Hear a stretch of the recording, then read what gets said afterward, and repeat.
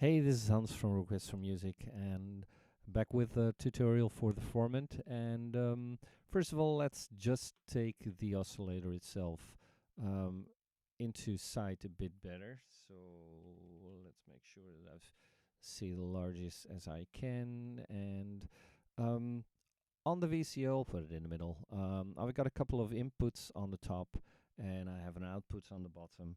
And that's actually for most of the modules, that's the setup. So all of the inputs are on the top, and you see there's an FM or frequency modulation setup here, and or input, and an external one, and a PWM which connects here, which is pulse width modulation. And I've got an octaves part which sets the actual frequency, and there's a PW yellow knob which is the pulse width and an output, and I've got a couple of switches. The lights are switches that can actually, like here as well, that not the one here. You will see that they look a bit different. This one is just being changed by changing the pulse width modulation that sort of sets the width of such a wave. And what that width means is that you change the amount of signal above and below zero, but we'll look at that later. So let's see if I've got an oscilloscope. Oscilloscope, right. So I've got an oscilloscope here, and let's just start off with the signals that I have in here. So first of all, I've got the standard sine wave. I've got a couple of switches here on the bottom, and this means that this is a sine wave, this is triangle wave, this is the square wave, the sawtooth, and a spaced sawtooth. And the sine wave, as you can see, it's in a set frequency at the moment, and that's because it's set at a 0 here, and the fine tuning is set at 0. And as soon as I dial on those, you'll see that the frequency changes. You'll see that it's getting more or less of those sine parts on there. And normally you obviously change that by changing the pitch of such a VCO. So that means that if I connect my keyboard to it by taking the pitch output and going into the external, then I can drive it from my keyboard. So if I press a key somewhere and maybe go even very low like this, you'll see that it changes. And otherwise, I can of course set it by dialing this knob, which sort of changes the fundamental frequency of that oscillator. It is set, excuse me, it's set to work at 1 volt per octave, as all of those synthesizers actually have done since the Moog and the Surge and all of that kind of synths. So that means that if I set it at 0 at the moment, I'll get a frequency which will be standard for, and let me switch my keyboard to the standard. So this is sort of the standard sine wave that you hear, and you see that you have the fine tuning and a coarse tuning in here. So if I change the fine tuning, you can do these kind of things. If I change the coarse tuning, it's going faster than this, because if I switch it from 0 to -1, it's exactly 1 octave below, and if I switch it to +1, it's actually exactly 1 octave above. So that's how you set that kind of sound. And obviously having a voltage controlled oscillator switched on all of the time is a lot of noise through your loudspeakers, so most of the time you want this to be filtered.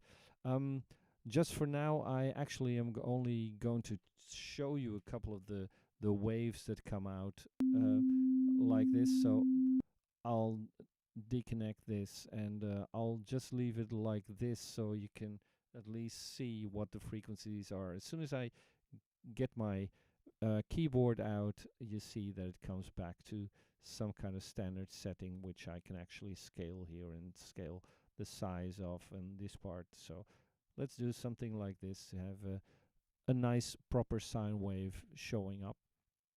So sine wave, the other one is a triangle wave, as you can see, and the sine wave is just a fundamental frequency, which means that if it's set at say 440 hertz, for instance, which is a standard A that is also used for tuning instruments, then only the 440 hertz would be in there. And I think I can actually show you that by having something of a, oops, there was a couple of letters too much.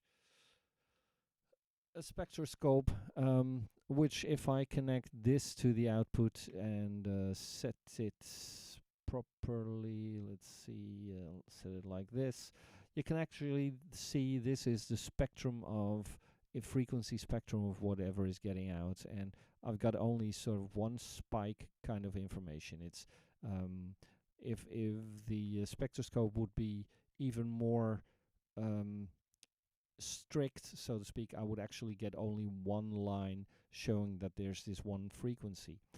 As soon as I take a triangle, you see that there's holes in there, there's gaps in there, and you will be able to compare that to, for instance, a sawtooth, which I have switched on now. And with sound, you speak in terms of fundamentals and harmonics, where the harmonics are doubles and triples and quadruples and so on of frequency. So that means that if I would have 100 hertz, for instance, then the second harmonic would be 200 hertz and 300 hertz and 400 hertz and so on. All of those frequencies would double.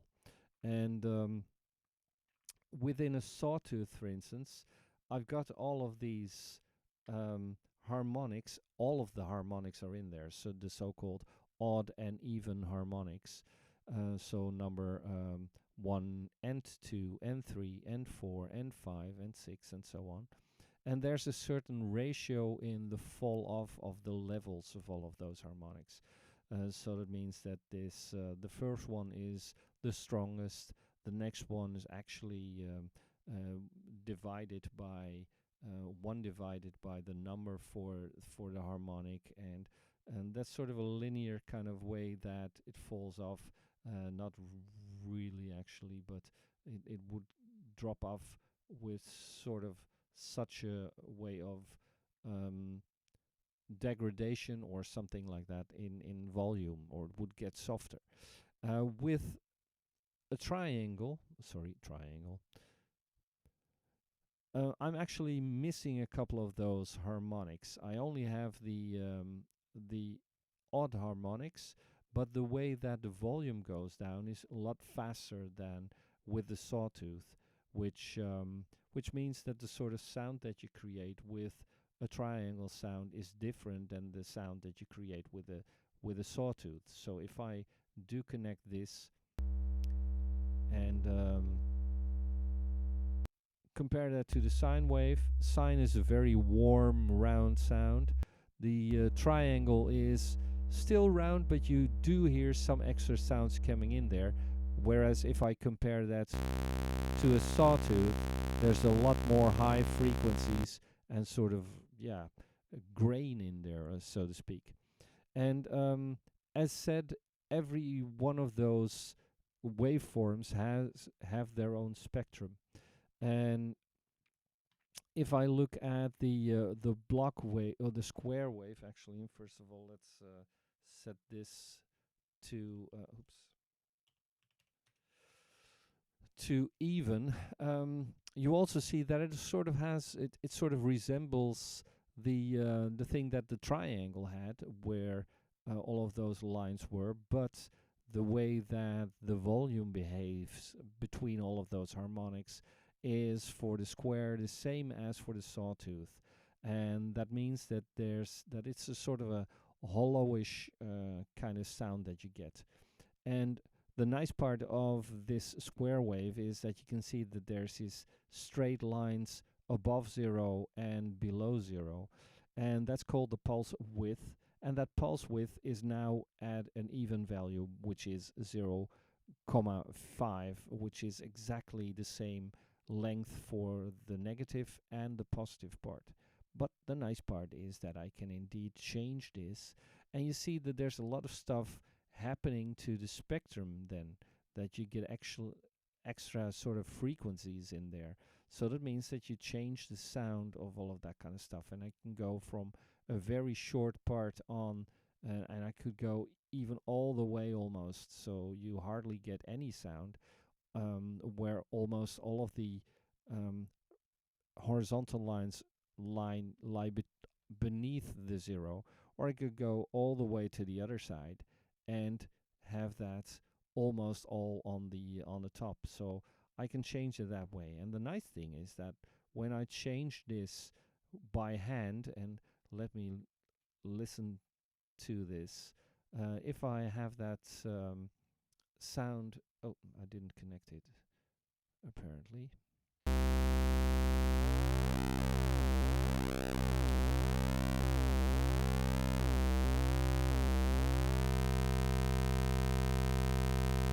I can get that kind of sound. So what if I would be able to do that automatically? And that's obviously what we have, stuff like LFOs for low frequency oscillators. And this is a low frequency oscillator that comes with the F-SYN package in formant style, where I have 3 similar LFOs in there. Each of those sections have a square, triangle, and sawtooth output, whereas the third one has a ramp, a triangle, a ramp, triangle, and a sawtooth output. So that means that if I take, for instance, the first of all the sine or the triangle wave to drive, for instance, the pulse width modulation, because that was what we're working with.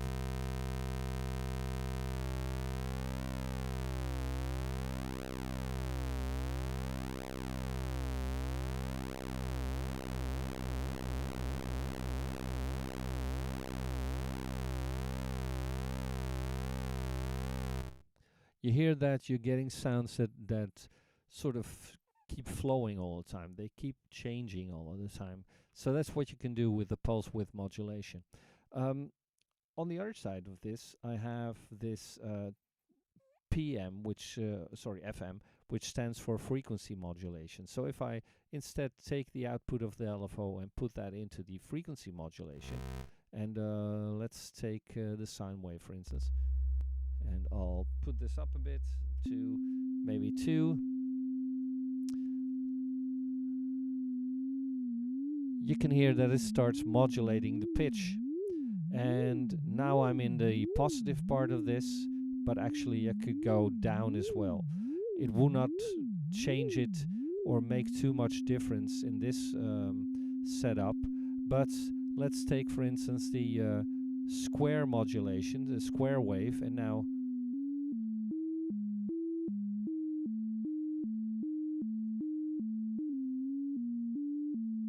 and the other way around. So that's the square. Now take the last one, which is a sawtooth.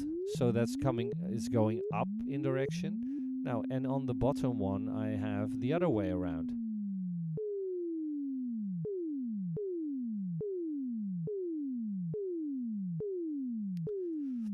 So that's kind of modulation stuff that you have. And so frequency modulation, pulse width modulation, external for taking pitch, but if I would use it with a sequencer, for instance, I could take the sequencer to drive this instead.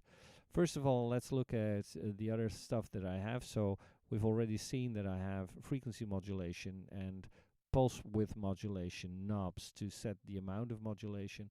I've got my fine tuning and my coarse tuning, the rougher way of setting the frequency.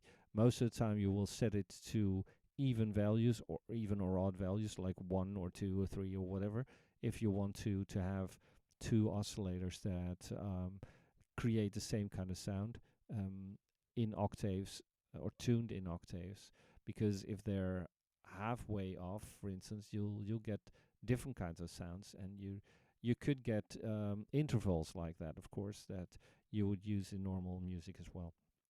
Then obviously the out volume or the out knob sets the output volume. And the last thing that we had, and I'll take my my output out for the moment. I just want to show you.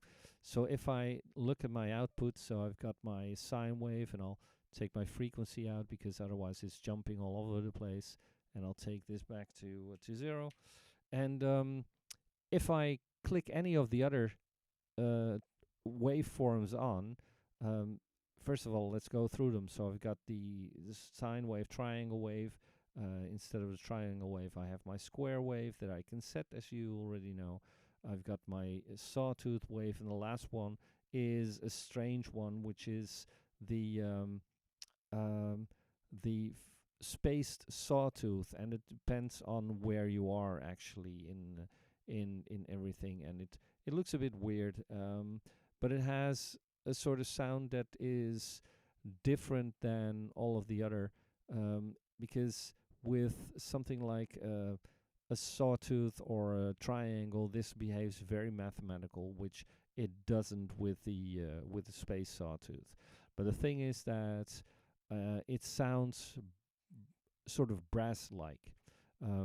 So most of the time, it's not that important how you what it looks like. But the nice thing is that if you connect it or you combine it with other ways, like I'm doing now, you're getting very strange sounds that way. So so take this back in a notch, and even here, if I start dialing this, you get unpredictable kind of waves which have a different kind of spectrum altogether.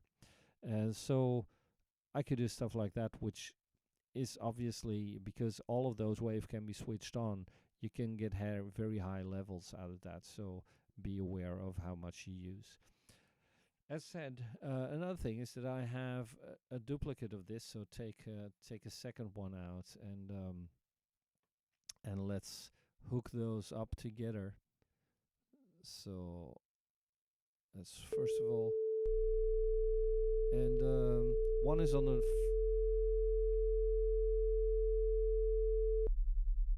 so let's put them both at 0.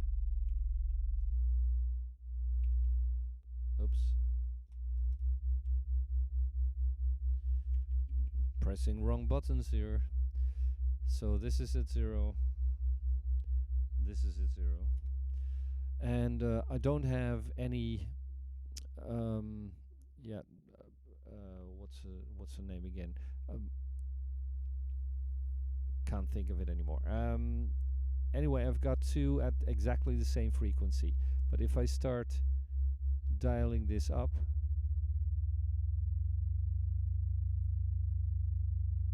now, for instance, I've got something of an interval between those two, and you would hear it better if I have this filtered, and I'll just take a filter in here for the moment because it's getting very noisy. So I'll take a filter in here, and I'll take an ADSR because I need the filter to be switched off. I'll normally, most of the time, I work in a left to right kind of setup. So that means that I first have my LFOs, which can be modulating the VCOs. The VCOs go into the VCF, but the VCF is driven by the ADSR, and the VCF is going into my filter or into my main output. So let's take these out, and I'll just take the one output into my main, into my host, and I'll take both of these oscillators and put that into the filter, and I'll close my filter first, and then I'll take my envelope from my ADSR from the gate to drive this. So now if I have this set up, and it would be only giving sound when I press a knob or press a key on my keyboard. So now I have this, and the VCO is not connected to the keyboard yet, so I need to hook this up to the pitch, and now I have these two sounds, and normally it should be something like this. So I've got both at 0 and both at 0 coarse and both at 0 fine. Now let's dial this up. If the value is very low, I get this sort of pulsating kind of sound, and the higher it gets, the more detuned feeling you get. And if it's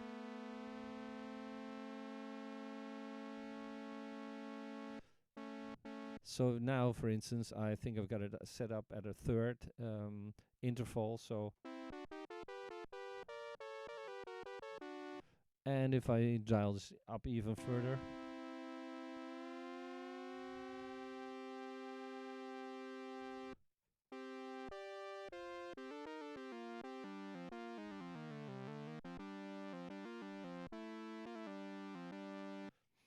something like that, then you you can mess with an interval that way. And let's me hear the this, which was the space sawtooth.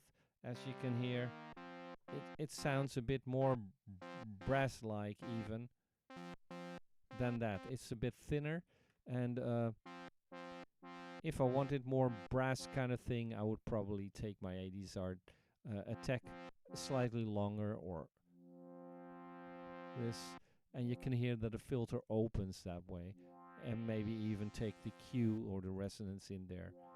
So something like that.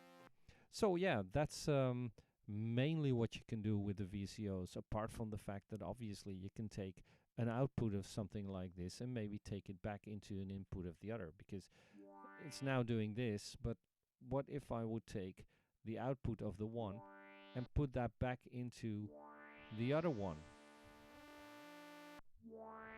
You hear that you're getting very weird sounds that way, because now it's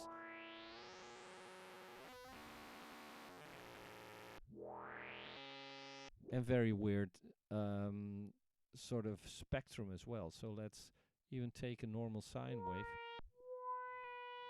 It's not even responding normally to my keyboard anymore at the moment. So you can tell that it's doing strange things.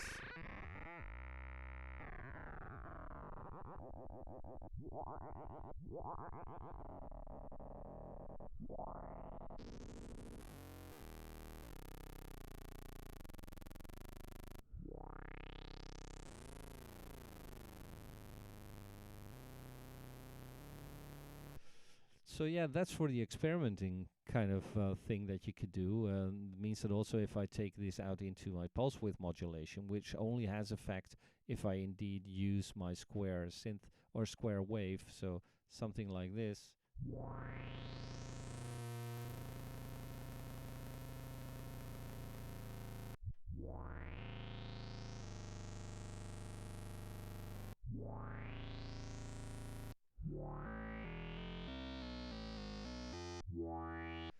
So you hear that you can really get unpredictable things that way, and I think that's really the beauty of using a modular synth. You can just try and see what it does, and it doesn't break, or sometimes filters can, but most of the time they shouldn't anyway. So that was it for the VCOs, and of course you will already see some other modules, because you need that. You need to take it through a filter and be able to, if I have this kind of sound, let this behave different, because I have all of the options to use an ADSR and use a different kind of filter, for instance, or more Q and all that kind of stuff. So yeah, that's the way that you normally work with it. Anyway, that was a VCO. I'll be back with another later stage. Thanks. Cheers. Bye bye.